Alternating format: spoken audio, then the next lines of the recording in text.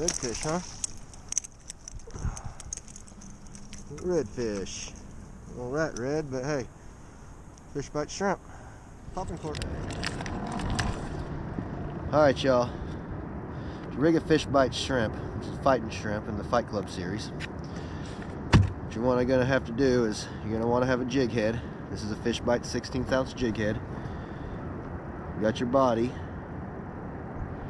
and the top is where the tail is flat. On the bottom, you kind of got a little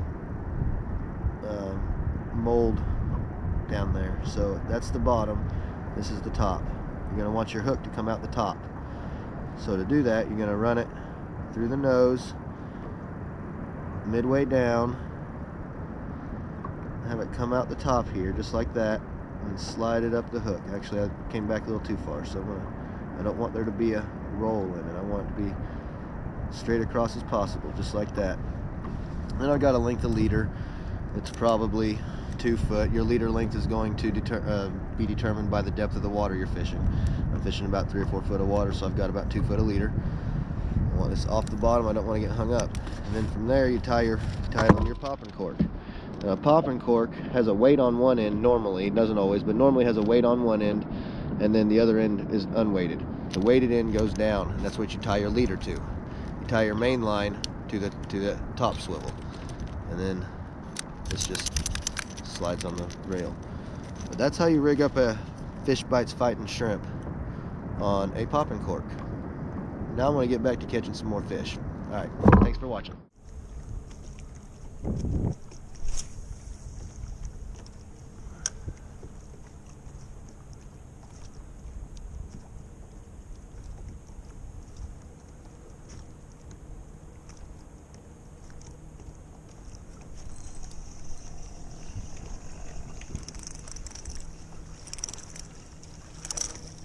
Ah, lost him.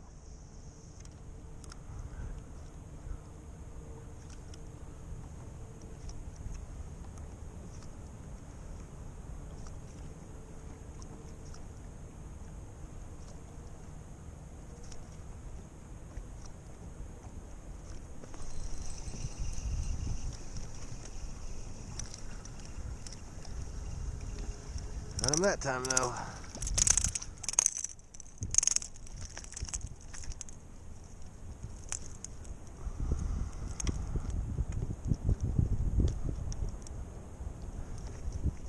Whenever I'm fishing with the popping cork, I really like to be down current and cast up current, because that way it kind of drifts naturally back through the current, and the fish are usually sitting somewhere in this current.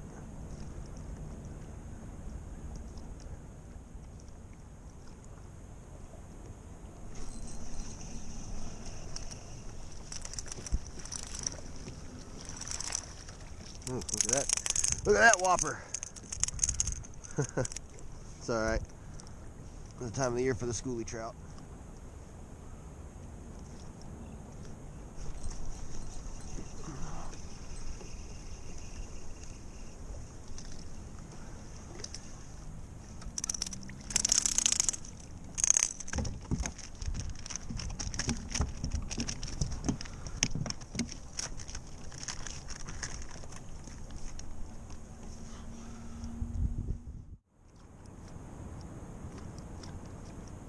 When you're working a popping cork, you want to hear that, and you want to see that disturbance. You want to hear the click, and you want to see the, just like that. That's what you want it to do.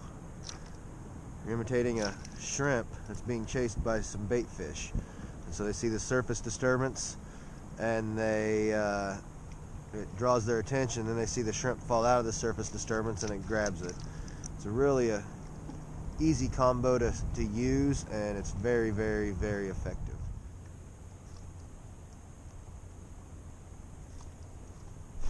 There we go.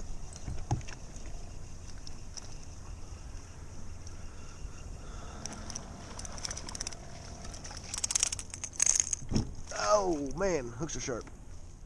So that's fish number 6 on this bait. Still looks just like I took it out the package. These things are a lot tougher than gulps, I'll tell you that much.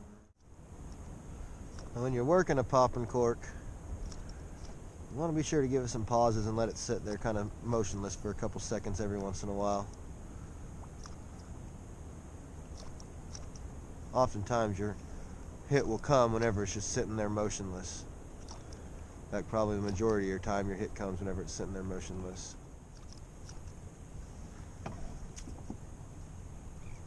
Oh, missed that one. Sitting there still.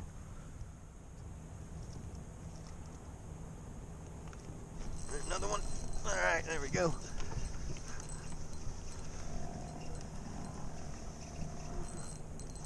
A little bit better fish there.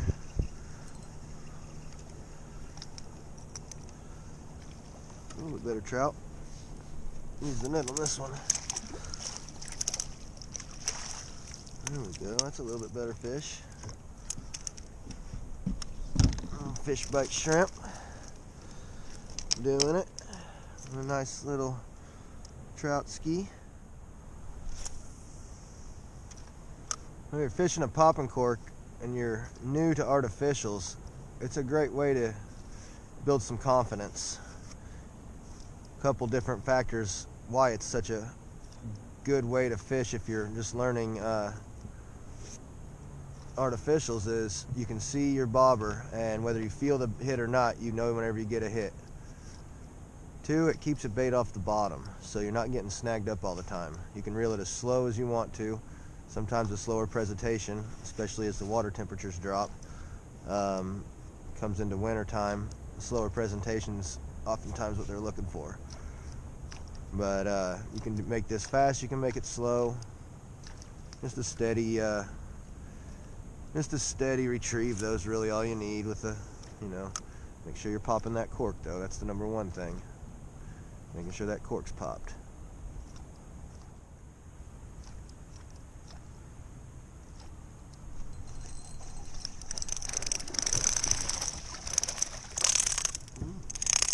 Another decent fish.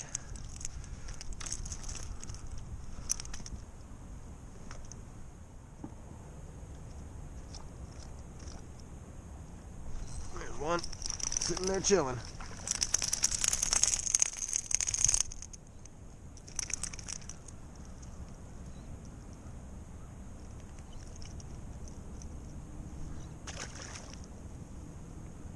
The body's still in good shape too.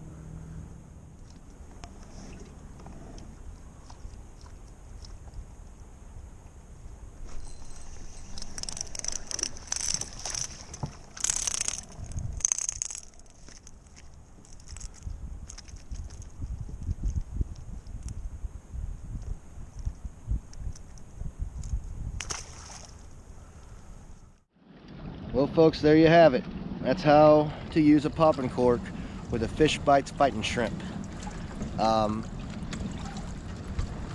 We caught about 15 or 20 trout, I would say. Not all of them I had the camera rolling for, but every fish came off the same body. I didn't switch out my Fishbites Shrimp body one single time.